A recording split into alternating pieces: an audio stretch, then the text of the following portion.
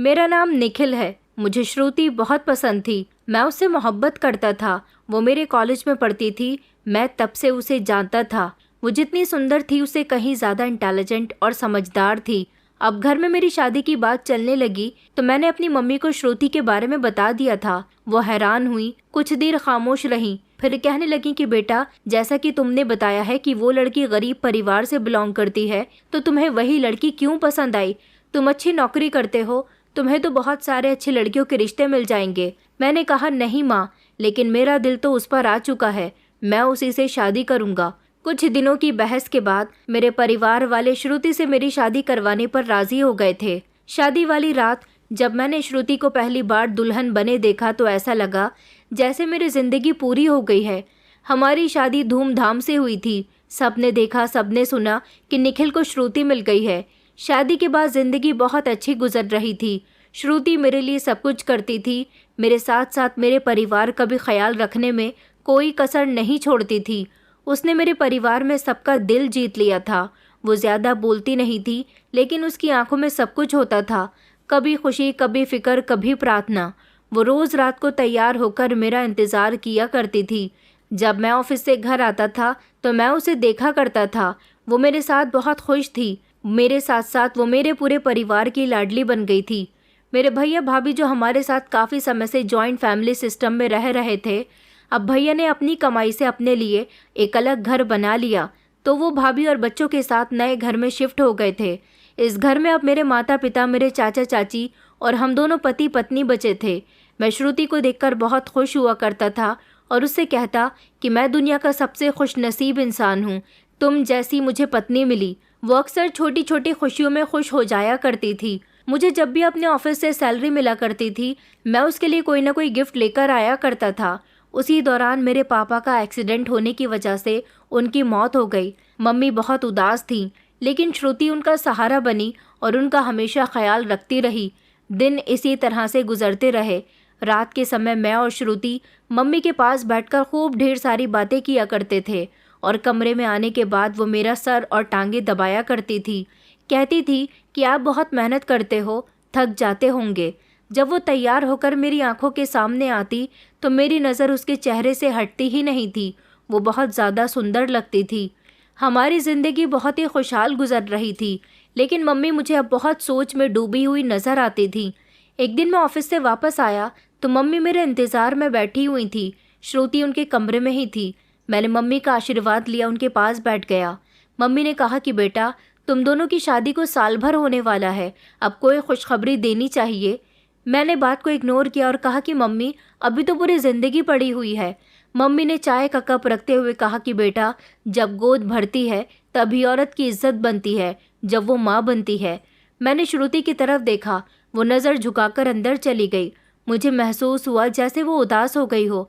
मैं अपनी मम्मी से बहस नहीं करना चाहता था, इसलिए खामोशी से कमरे में चला आया।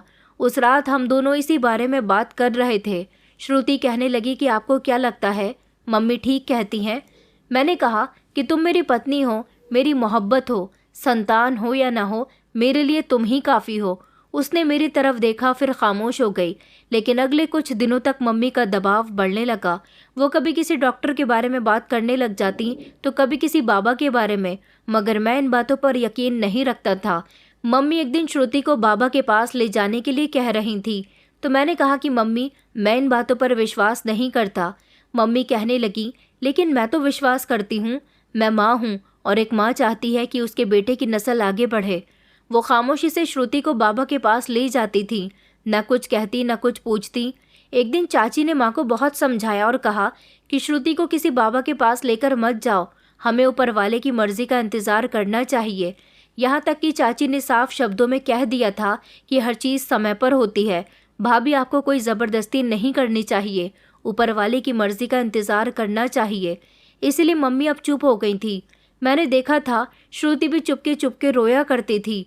मैंने एक बार श्रुति से कहा कि अगर तुम चाहो तो डॉक्टर के पास जा सकती हो, मैं ये तुम्हारी वजह से कह रहा हूँ।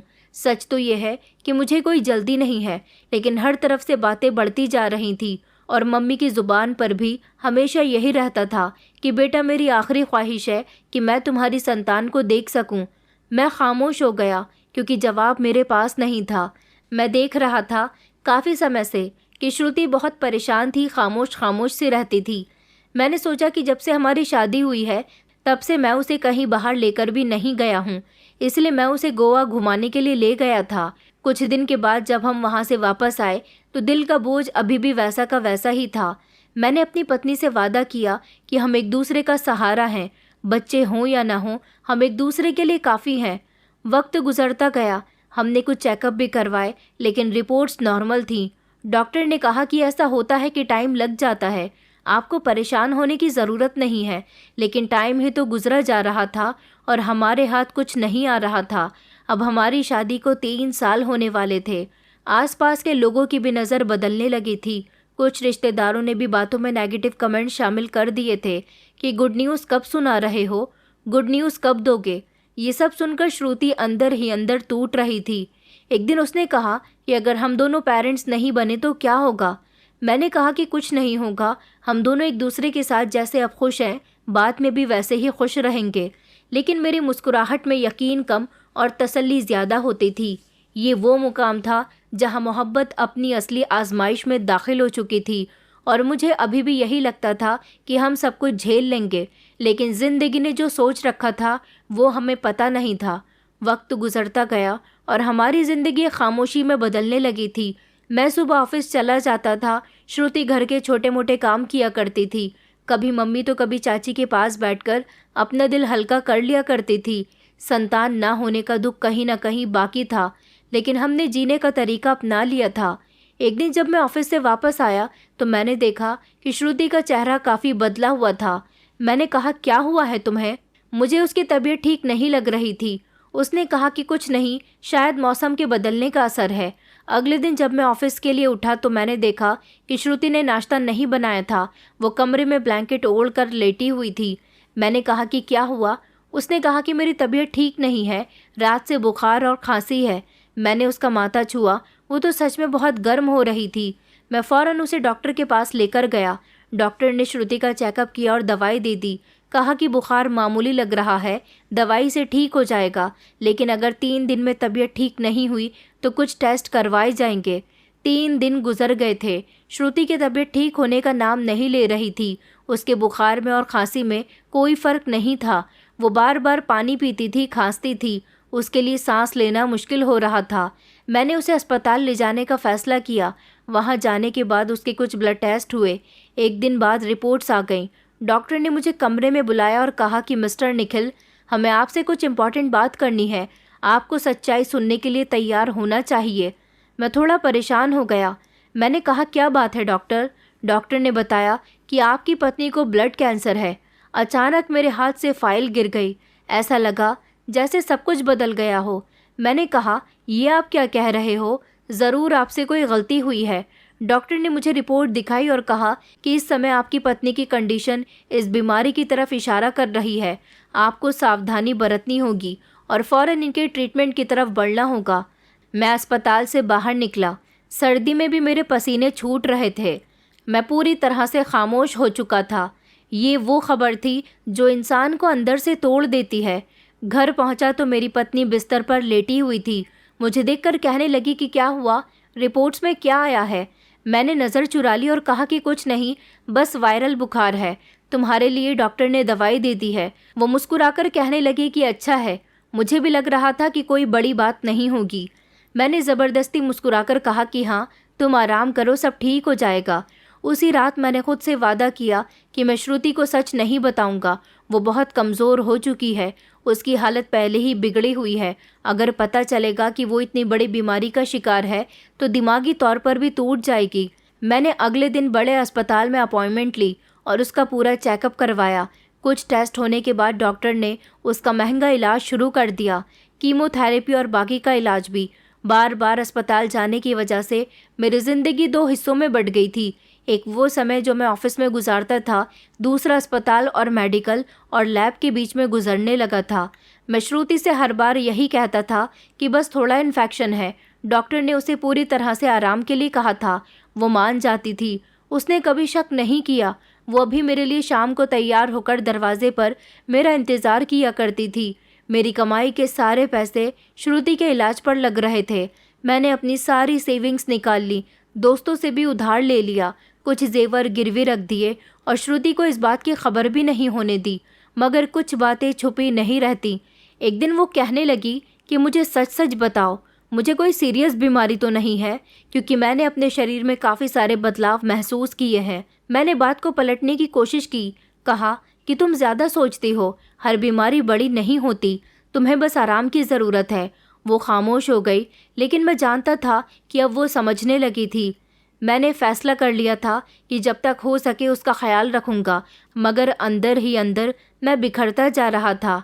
हर हफ्ते अस्पताल जाना, दवाइयाँ ख़रीदना, टेस्ट करवाना, फिर रिपोर्ट्स का इंतज़ार और अगली अपॉइंटमेंट का बंदोबस्त, ये एक ऐसा चक्कर था जो ख़त्म होने का नाम नहीं ले रहा था।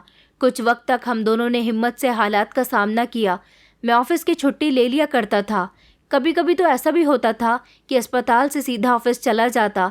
थकान से शरीर चूर हो रहा होता था, मगर आराम करने की फुर्सत नहीं थी।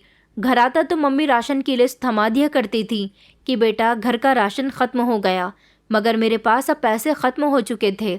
मैंने सोच लिया था कि एक बार को घर में खाने को हो या ना हो, मगर मेरी पत्नी की दवाई बहुत ज़रूरी है। ये बात श्रुति को भी दिखाई दे रही थी कि मैं बहुत परेशान चल रहा हूँ। उसे ये भी पता था कि मेरे पास पैसे नहीं हैं। एक दिन जब मैं ऑफिस जाने के लिए तैयार हो रहा था तो उसने चुपके से मेरी पैंट की जेब में 10,000 रुपये रख दिए थे। मैंने उससे पूछा कि ये कहाँ से आए, तो वो कहने लगी कि मैंने अपनी पुरानी अंगूठी बेच दी। मैंने उसका हाथ थाम लिया और कहा कि तुम ये सब कुछ क्यों कर रही हो। उसने कहा क्योंकि मुझे जीना है और मैं आपको अकेला नहीं छोड़ सकती। घर में अब भूखा रहने की नौबत आ गई थी। कई दिन ऐसे होते थे कि हम सिर्फ चाय से ही गुजारा कर लिया करते थे। श्रुति अब बहुत कमज़ोर हो गई थी, लेकिन वो भी कोशिश करती थी कि मेरे सामने मजबूत बनी रहे। एक दिन गैस भी बंद हो गई और बिजली भी काट दी गई। एक दिन चाची ने कहा कि बेटा तुम कुछ रकम अपने चाचा से ले लो, जब तक तुम पर परेशानी है तब तक। मैंने कहा चाची, मैं किसी के आगे हाथ फैलाना नहीं चाहता, ऊपर वाला सब ठीक कर देगा। भूख, थकान, बेबसी सब कुछ हमारे घर की दीवारों के बीच बस गया था। साथ ही साथ मुझे अपनी मम्मी का भी काफ़ी ध्यान रखना होता था। एक दो बार वो भी मेरी नानी के घर जाकर कुछ पैसे मामा जी से उधार लेकर आ गई थी। ऐसे उन्होंने घर में राशन भर लिया था। दूसरी तरफ मेरे और श्रुति के बीच अब शब्द कम हो चुके थे, लेकिन खामोशी में जो समझ बूझ थी वो पहले से ज़्यादा गहरी हो गई थी। मेरे ऑफिस में भी काम पर असर पड़ने लगा था। मेरे बॉस कहते थे कि आपकी परफॉर्मेंस बहुत ख़राब चल रही है, बेहतर होगा कि आप अपनी नौकरी को बचाने के लिए अपनी परफॉर्मेंस को ठीक कीजिए, वरना नौकरी आपके हाथ से जाने में समय नहीं लगेगा। मेरे हालात बहुत मुश्किल हो गए थे। कभी कभी मेरे दिल में सवाल उठता कि क्या मैं इन मुसीबतों से अब निकल पाऊंगा, लेकिन जब मैं अपनी पत्नी की तरफ देखता जो हर दिन मेरे लिए खड़ी रहती थी, तो खुद से कहता कि जब तक ये साथ है मैं हार नहीं मानूंगा। मेरी ज़िंदगी का अभी भी यही रूटीन था, दवाएं, अस्पताल, बिल, कर्ज और घर की परेशानी। उसी दौरान हमारे ऑफिस में एक नई लड़की आई। उसका नाम संजना था। वो हमारी कंपनी में एडमिन की जॉब पर भर्ती हुई थी, लेकिन पूरा ऑफिस जैसे उसकी मौजूदगी से जगमगा उठा था। वो बात करने में खुश मिजाज थी, सुंदर भी थी। पहली बार जब मैंने उसे कॉन्फ्रेंस रूम में देखा तो ब्लू कलर की जीन्स और वाइट कलर की शर्ट में थी और मेरे एक सवाल पर मुस्कुराकर कहने लगी कि सर, आपका सवाल तो बहुत ही इंटरेस्टिंग है, लेकिन शायद जवाब आपको बोर कर देगा। मैंने पहली बार कई दिनों के बाद खुद को हंसते हुए देखा था। उसका कॉन्फिडेंस, उसके बात करने का तरीका, सब कुछ बहुत अलग था। कुछ ही दिनों में वो मुझसे हमेशा काम के बारे में बात करती थी, फाइल लेने आती थी, कभी चाय पीने के लिए मेरे पास बैठ जाती। एक दिन कैंटीन में उसने मुझसे पूछा कि सर, आप हमेशा इतना सीरियस क्यों रहते हैं। मैंने कहा खामोशी वक्त के साथ आदत बन जाती है। उस दिन के बाद जैसे सब कुछ बदलने लगा था और मैं संजना की मुस्कुराहट का इंतज़ार करने लगा। वो जब मेरे सामने आती तो जैसे मुझे बहुत अच्छा लगता था। उसकी हंसी मजाक, छोटी छोटी बातों पर छेड़ना और ख़ास तौर पर मेरा ख्याल रखना, ये सब कुछ मेरे दिल को छूने लगा था। श्रुति की दवाइयाँ अभी भी चल रही थी, लेकिन मैंने अब डॉक्टर के पास जाना कम कर दिया था। पहले हर हफ्ते उसे डॉक्टर के पास ले जाया करता था, लेकिन अब 2-3 हफ्ते गुजर जाते थे। दवाई भी उसे कम क्वांटिटी में मिलने लगी थी। कुछ दवाइयाँ तो पूरे तरीके से रोक दी गईं। वजह ये नहीं थी कि मेरे पास पैसे नहीं थे, बल्कि अब मेरा ध्यान बढ़ चुका था। एक दिन संजना ने पूछा, सर, मैं आपसे कुछ पर्सनल सवाल करना चाहती हूँ, आप बुरा तो नहीं मानेंगे? मैंने कहा कि हाँ पूछो। उसने कहा क्या आप मैरिड हैं? मैंने उसे झूठ नहीं बोला। मैंने कह दिया कि हाँ मैं शादीशुदा हूँ, लेकिन मेरी ज़िंदगी बहुत सीरियस हो चुकी है। वो खामोश हो गई, फिर कहने लगी, कभी कभी हम किसी को खुश रखने की इतनी कोशिश करते हैं कि खुद को भूल ही जाते हैं। मुझे लगा वो मेरी बात समझ गई है। कई दिनों तक मैं और संजना एक दूसरे से मिलते रहे, ऑफिस में नहीं बल्कि ऑफिस से बाहर भी। कभी मैं उसे शॉपिंग करवाता तो कभी हम दोनों एक साथ डिनर किया करते थे।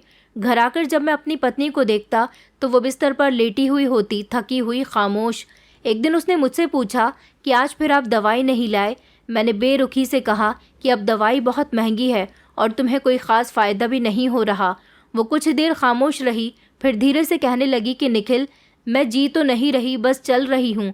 कम से कम मेरे लिए कुछ लम्हे तो आसान कर दो। मैंने पलटकर जवाब दिया कि ज़िंदगी आसान नहीं है, तुम अकेली नहीं हो जिस पर बीमारी का बोझ है। वो खामोश हो गई, लेकिन उसकी आंखों में आंसू आ गए थे। अब संजना मेरे लिए ज़्यादा ज़रूरी बन चुकी थी। वो मेरे दिन की रोशनी और रात का सुकून थी। मैं अक्सर घर देर से आने लगा था। चाची और माँ मुझसे सवाल करती थी कि इतनी देर से क्यों आते हो, मगर मैं उनको कोई जवाब नहीं देता था। एक दिन तो श्रुति ने भी मुझसे पूछ लिया कि आपका मुझसे मन भर गया? मैंने कहा नहीं। वो कहने लगी कि शायद मैं मर जाऊं तो आपको सुकून मिल जाएगा। मैं जानती हूँ कि आपकी ज़िंदगी बहुत परेशानी की हो गई है। मैंने कहा कि ऐसी बातें मत करो। मैं थोड़ा गुस्से में आ गया। मरना जीना तुम्हारे बस में नहीं है। उसे डांटकर मैं अपने काम में लग गया और बाहर चला गया। मैंने जानबूझकर संजना को फ़ोन मिलाया और उससे कहा, क्या तुम कल रात मेरे साथ डिनर करोगी? उसने खुशी खुशी कहा कि हाँ, ऑफ कोर्स, क्यों नहीं। मैं तुम्हारे साथ थोड़ा टाइम स्पेंड करके खुद को खुशी देना चाहता हूँ। मेरी पत्नी तो मेरी जिम्मेदारी बन गई है, पीछा छोड़ ही नहीं रही। मैंने उसे वो सब कुछ कह दिया जो मेरे दिल में आया। मेरी पत्नी की बीमारी और उसकी खामोशी, मैंने सब कुछ नज़रअंदाज करना सीख लिया था। और जब कोई इंसान मतलबी होने लगता है तो वो धीरे धीरे सब कुछ खोने लग जाता है, जिसकी समझ हमें काफ़ी देर से आती है। और मेरे लिए वो देर बहुत जल्द आने वाली थी, जिसका मुझे आइडिया तक नहीं था। अगले दिन मैं शाम को देर से घर आया। श्रुति दरवाजे के पास बैठी थी। उसका चेहरा कमज़ोर और आंखों के नीचे काले घेरे, शरीर सिर्फ हड्डियों का ढांचा लग रहा था। खांसी से उसका बुरा हाल था। हाथ में एक दवाई की शीशी थी। उसने कहा, निखिल, मेरी दवाई ख़त्म हो गई, मुझे बहुत बुखार है। मम्मी जी के पास भी पैसे नहीं हैं। चाचा चाची जी घर से बाहर गए हुए हैं। मेरी तबीयत ठीक नहीं है, प्लीज़ मुझे बचा लो, उसने रोते हुए कहा। तो मैंने गुस्से से कहा कि रोज़ रोज़ मुझसे दवाइयाँ नहीं खरीदी जाती। तुम्हें तो लगता है कि तुम्हारा कोई इलाज ही नहीं कर रहा। वो खामोश हो गई और उसने नज़र झुका ली। फिर धीरे से कहने लगी कि मैं कोशिश करती हूँ कि तुमसे कुछ नहीं मांगूँ, लेकिन मेरा शरीर साथ नहीं दे रहा, तो मैं क्या करूँ? मैंने कहा, तो क्या मैं हर दिन तुम्हें दवाइयाँ ही लाकर देता रहूँ? मेरे लिए कुछ और नहीं है। मुझे बहुत गुस्सा आ रहा था।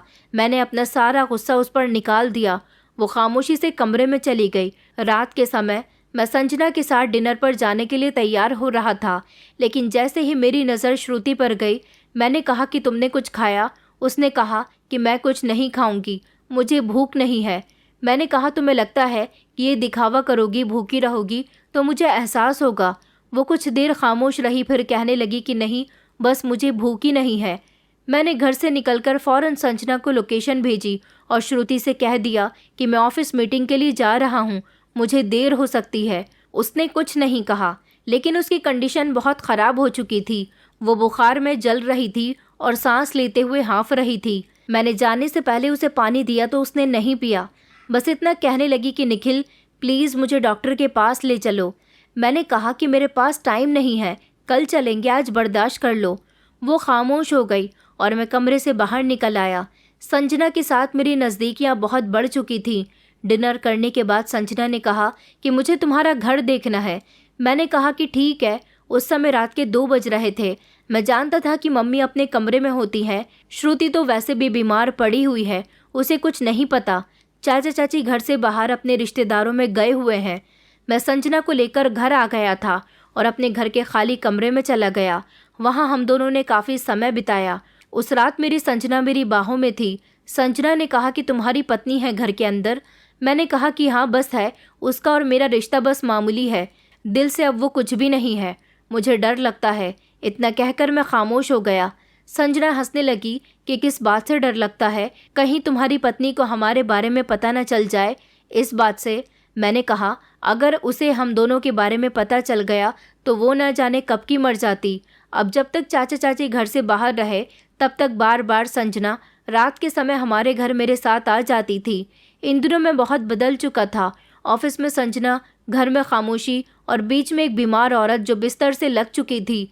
एक दिन मैंने ऑफिस से छुट्टी ली, लेकिन घर जाने के बजाय मैं संजना को आउटिंग पर लेकर चला गया था। वापस आकर जब मैं अपने कमरे में दाखिल हुआ तो श्रुति का शरीर बेजान लग रहा था। उसके सांस लेने की साफ आवाज़ आ रही थी।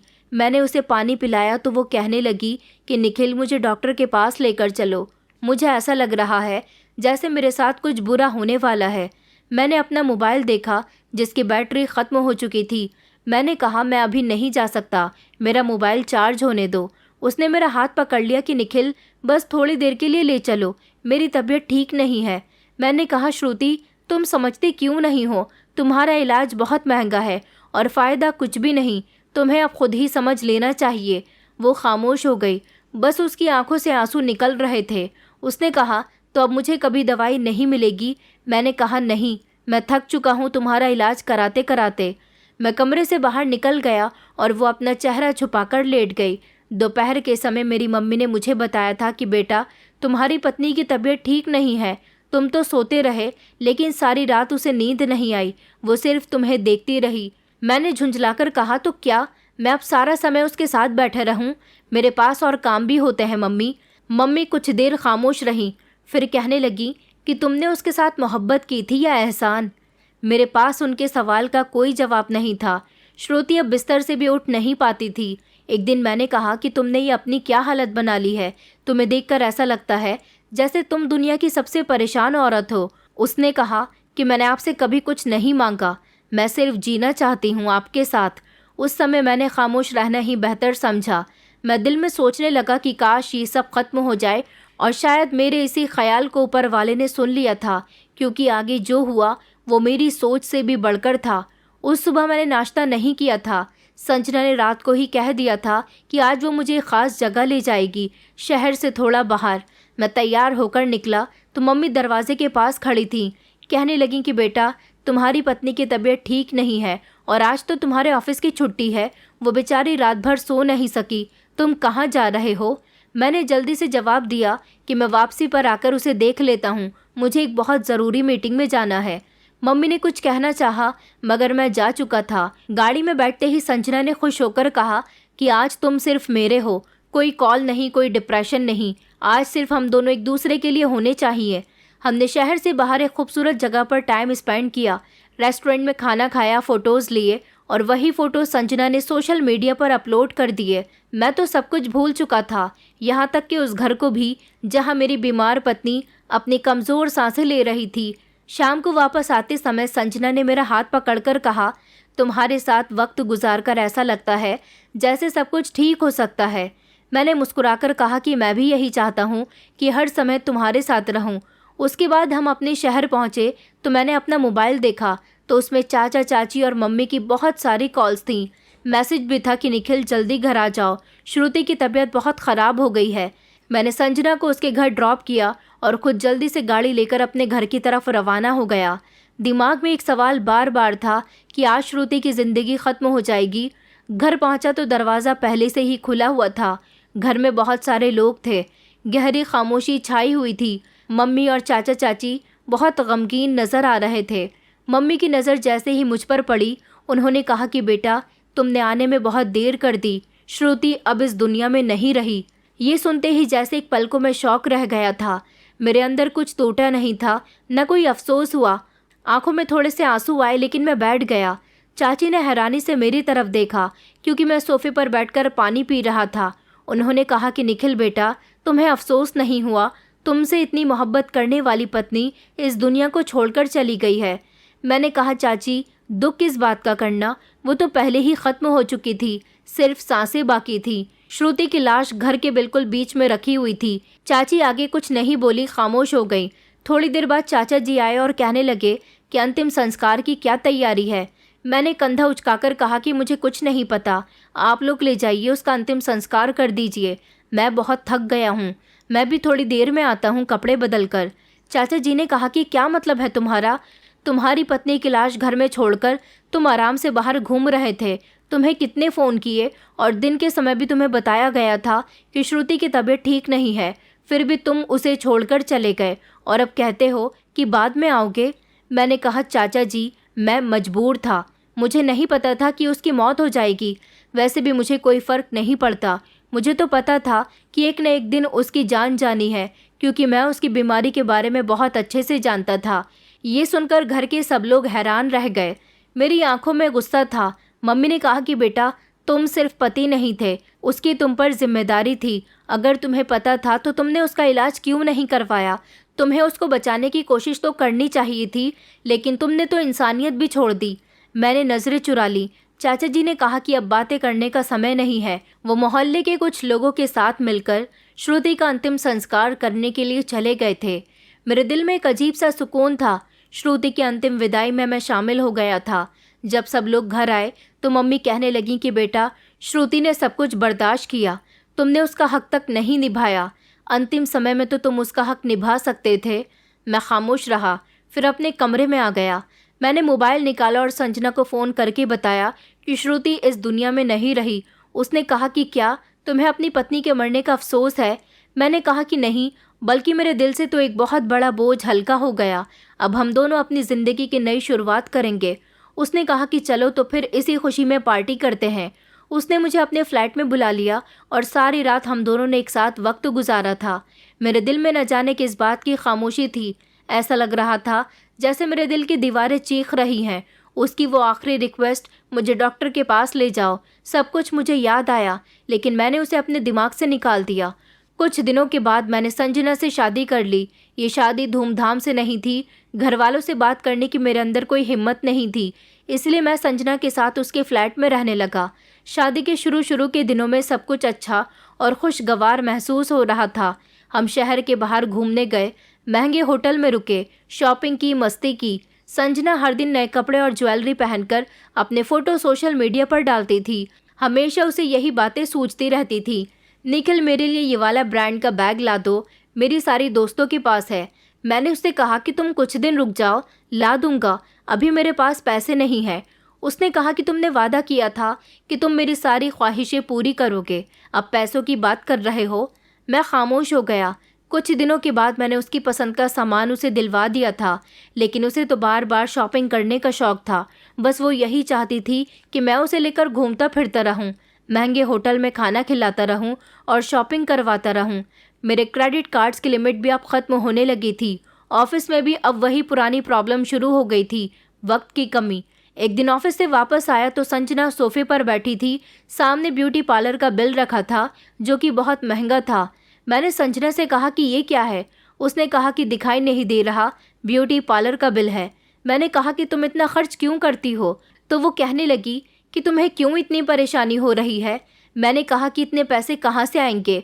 उसने कहा, तुम आखिर मुझे क्या समझते हो कि मैं वो पत्नी बन जाऊं जो खामोशी से बिस्तर पर पड़ी रहे, सिसकती रहे? मैं उसकी बात सुनकर 1 मिनट के लिए खामोश रह गया। उसने जानबूझकर ये बात कही थी। वो मुझे अब ताने देने लगी थी। एक दिन मैं नींद से घबराकर उठा। मेरा पूरा शरीर पसीने में भीगा हुआ था। मैंने सपने में श्रुति को देखा था, जो बार बार कह रही थी कि मुझे डॉक्टर के पास ले चलो। मैंने पानी पिया और ख़ुद को तसल्ली दी कि ये सपना था। अगले दिन ऑफिस में काम पर ध्यान भी नहीं दे पाया। मीटिंग में बॉस ने कहा कि निखिल, तुम्हारा काम दिन ब दिन ख़राब होता जा रहा है। मैंने कहा कि सर, आई एम सॉरी, मैं आगे से ध्यान रखूँगा, आगे कोई ऐसी गलती नहीं होगी। घर आया तो संजना एक नई डिज़ाइनर ड्रेस में तैयार बैठी थी। कहने लगी कि चलो आज एक नया रेस्टोरेंट खुला है, वहाँ चलते हैं। मैंने कहा कि मेरी तबीयत ठीक नहीं है, मुझे थोड़ा आराम करना है। तो उसने इसी बात का झगड़ा करना शुरू कर दिया। वो गुस्से में अकेली ही दरवाज़ा बंद करके निकल गई। मुझे श्रुति की याद आने लगी। वो कभी मेरे बिहेवियर पर नाराज़ नहीं हुई थी, कभी उसने मुझसे कुछ नहीं मांगा था, और आज एक ऐसी औरत मेरे सामने थी जो सिर्फ लेना जानती थी। मैंने फ़ोन उठाया, गैलरी खोली और श्रुति और अपनी तस्वीर देखने लगा। वो मेरे साथ कितनी खुश रहती थी। वो सब कुछ मुझे बहुत मामूली सा लगता था, लेकिन आज वही सब कुछ मुझे कीमती लग रहा था। मैंने संजना को मनाने के लिए एक महंगा मोबाइल खरीदा। रात को जब वो घर आई तो मैं उसे मोबाइल गिफ्ट करने के लिए कमरे में जा रहा था जब वो किसी से फ़ोन पर ज़ोर ज़ोर से बात कर रही थी।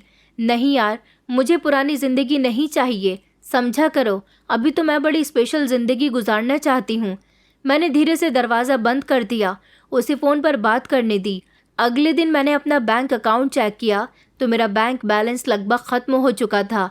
मैंने हिसाब लगाया कि पिछले 3 महीने में जितना खर्च हुआ था उसमें आधी सैलरी से ज़्यादा संजना के मेकअप की शॉपिंग और ड्रेसेस पर लगी थी। कुछ दिनों बाद मुझे लंदन से जॉब का ऑफ़र आया। वैसे भी यहाँ मेरी पोजीशन खाली हो रही थी। उन्होंने कहा कि हमें आपकी ज़रूरत है, आपके लिए एक पोजीशन खाली है। मेरे दिल में उम्मीद जाग गई। मैंने सोचा कि शायद लंदन जाने के बाद सब कुछ ठीक हो जाएगा। लंदन जाने वाली बात संजना को पता चली तो उसे किसी चीज़ की फ़िक्र नहीं हुई, बस उसे अपने कपड़े और जूतों की फ़िक्र हुई कि वहाँ जाकर तुम मेरे लिए ब्रांडेड कपड़े और जूते लाना मत भूलना। मैं अंदर ही अंदर बहुत परेशान था, लेकिन उसे मेरी परेशानी के बारे में कुछ पता ही नहीं चला। उसे तो सिर्फ अपने शौक़ पूरे करने आते थे। मेरे फाइनेंशियल हालात बिगड़ चुके थे। क्रेडिट कार्ड हद से ज़्यादा ख़त्म हो चुका था और ऑफिस से आखिरी वार्निंग मिल चुकी थी। मैंने बिना सोचे समझे लंदन जाने का फ़ैसला कर लिया। कुछ हफ्तों में डॉक्यूमेंट्स भी कंप्लीट हो गए। संजना के हाथ में जब वीज़ा आया तो उसकी खुशी के ठिकाने नहीं थे। वो दिन रात नई जगह घूमने की और ब्रांडेड फैशन की बातें करती रहती थी। बस सोच रही थी कि लंदन पहुंचते ही पहले शॉपिंग कहाँ से शुरू करूंगी। मैंने कहा कि एक बार मुझे वहां जाकर काम तो शुरू करने दो, शॉपिंग तो सारी ज़िंदगी होती रहेगी। उसने कहा कि तुम्हें क्या लगता है कि लंदन जाने के बाद क्या होगा? मैं सबको दिखाऊंगी कि मैं कितनी स्टाइलिश हूँ। मैं कोई उससे बहस करना नहीं चाहता था। हम फ्लाइट से लंदन पहुँच चुके थे, लेकिन थकान से ज़्यादा दिमाग में ऑफिस के पहले दिन की फिक्र थी। ये नई शुरुआत थी और संजना खुशी से फूली नहीं समा रही थी। उसका कहना था कि यही तो ज़िंदगी होती है निखिल। अगले दिन मैं ऑफिस पहुंचा तो खूबसूरत शीशे से सजी हुई इमारत का नज़ारा देखकर हैरान रह गया। एक खूबसूरत लड़की ने मेरा स्वागत किया और कहा कि सर, आपकी मीटिंग हमारे सीईओ के साथ है, वो ऊपर आपका मीटिंग रूम में वेट कर रही हैं। मैं लिफ्ट से ऊपर चला गया। मुझे एक अजीब सा एहसास हो रहा था। मैंने जल्दी से अपने जैकेट को ठीक किया, दरवाज़ा खुला और वेटिंग रूम में दाखिल हुआ। एक लम्हे के लिए मेरे कदम रुक गए। मेरे सामने जो औरत मेरे सामने खड़ी हुई थी वो पलटकर मेरी तरफ देख रही थी। वो बिल्कुल श्रुति के जैसे थी, लंबे बाल, वही आंखें, वही चेहरा। मैं हैरान रह गया। मैंने सोचा कि ये कैसे हो सकता है। उसने कहा कि welcome to London mister Nikhil Malhotra. मैंने हाथ मिलाया और कहा कि मुझे ऐसा लगता है कि मैंने आपको कहीं देखा है। उसने कहा कि लोग मुझे पहली बार देखते हैं तो यही कहते हैं। कोई बात नहीं, आप बैठिए। मैंने कहा कि आपका नाम? उसने कहा कि मेरा नाम तो आपको ईमेल में बता दिया गया होगा, श्रुति सिंघानिया। ये नाम, ये चेहरा, मेरी कुछ समझ नहीं आ रहा था। मेरा दिल धड़क रहा था। ऐसा कैसे पॉसिबल हो सकता है? श्रुति तो मर चुकी है। मैंने खुद उसकी लाश को देखा था।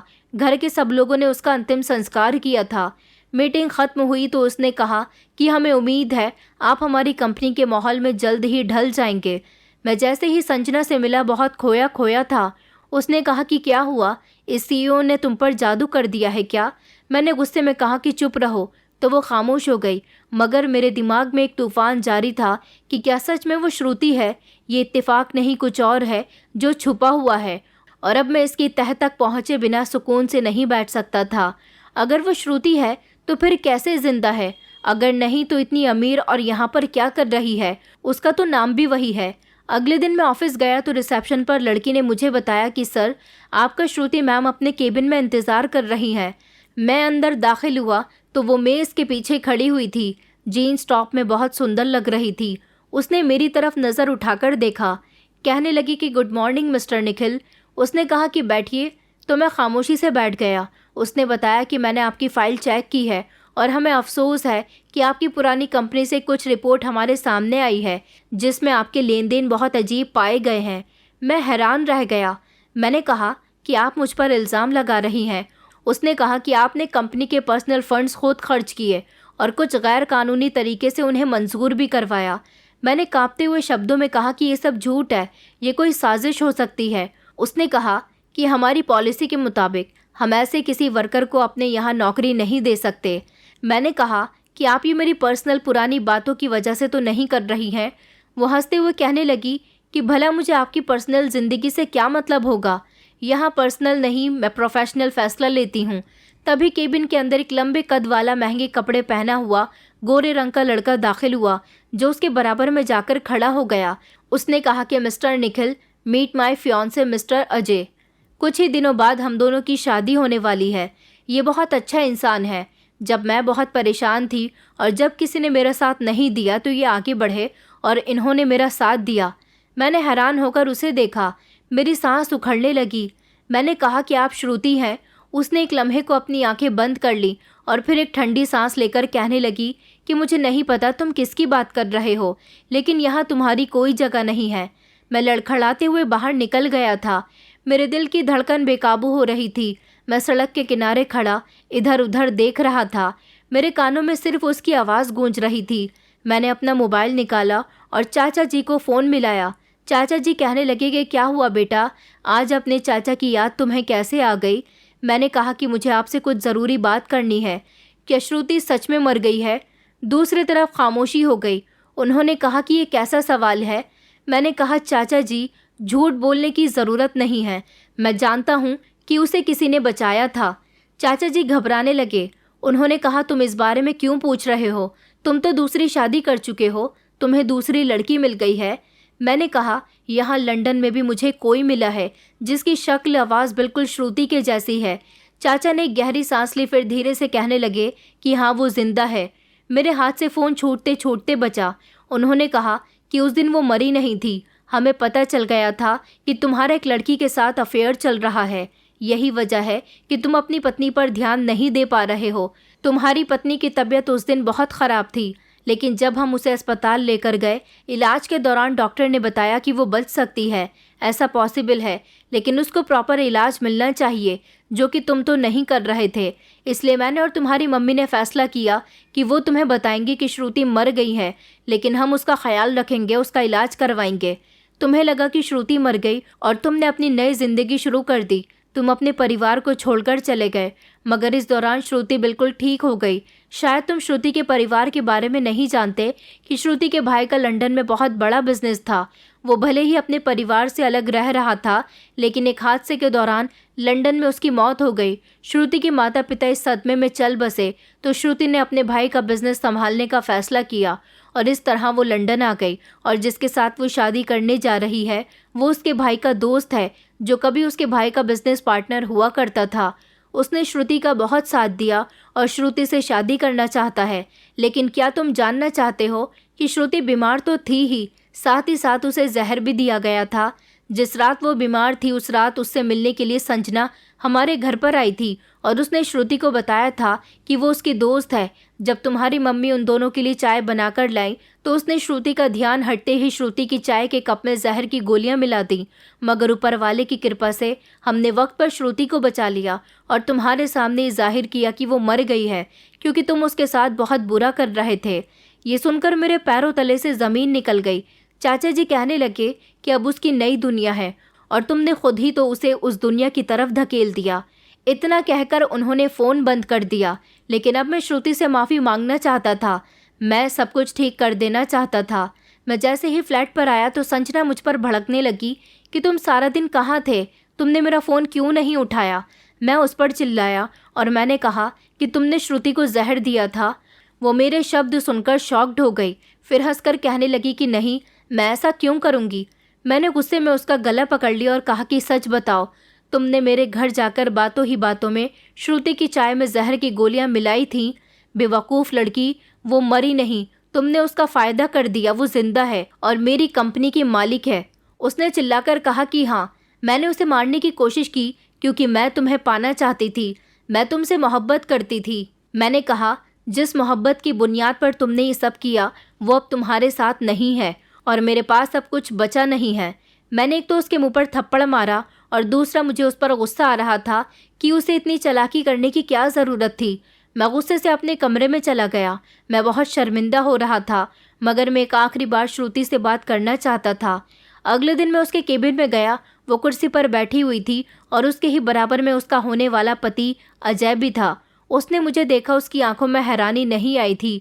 वो जानती थी कि मैं आऊँगा। उसने कहा कि बैठ जाइए, तो मैं बैठ गया। मैंने कहा कि मैं जानता हूँ कि तुम जिंदा हो, मैं तुमसे माफ़ी मांगने के लिए आया हूँ। मैंने तुम्हारे साथ जो भी किया शायद उसकी सज़ा बहुत बड़ी है। मैंने तुम्हें बीमारी के समय में अकेला छोड़ दिया था। वो कुछ नहीं बोली।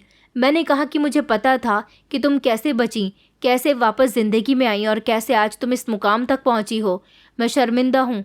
उसने कहा, तुम्हें क्या लगता है कि मैं तुम्हें माफ़ कर दूंगी? तुमने अपनी ज़िंदगी से खुद सब कुछ निकाल दिया है निखिल। याद है जब मैं तुमसे दवाई मांगती थी, तुम कहते थे कि मरने वाली हो। मैंने नज़र झुका ली। उसने कहा कि तुम्हें पता है मैं क्यों बच गई? क्योंकि मैंने हार नहीं मानी, क्योंकि मेरे साथ तुम्हारा परिवार था। अपने भाई की मौत के सदमे से मैं बहुत टूट गई थी। फिर मैंने सोचा कि सारी ज़िंदगी मैंने किसी से कोई शिकायत नहीं की, किसी से कुछ नहीं मांगा, तो फिर अब जो मेरे भाई का है उस पर मुझे हक जताना चाहिए।